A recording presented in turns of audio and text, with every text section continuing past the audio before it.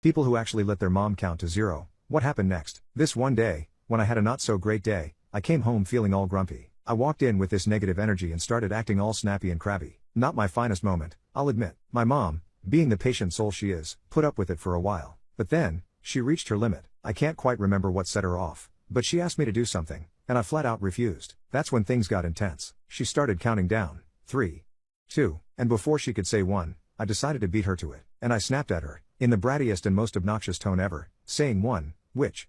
Yes, I cursed at my own mom. Yes, I have never forgotten. Immediately, I knew I was in trouble. There was this moment of silence, and then I saw it in her eyes. Raw, unbridled rage. I tried to apologize right away, pleading for forgiveness. But I had messed up big time, and there were consequences coming. Even though I was taller than her, she somehow managed to scoop me up, plop me down in a chair, and firmly instructed me to stay put.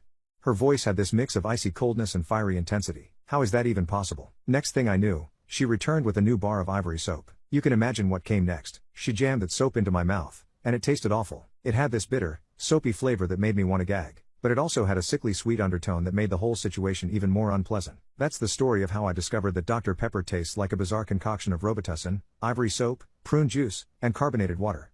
Trust me, it wasn't a flavor I'd ever want to experience again. I'm pretty sure I got grounded too, but you know what? That intense moment of fear and discipline my mom instilled in me, it actually did the trick. Lesson learned, for sure.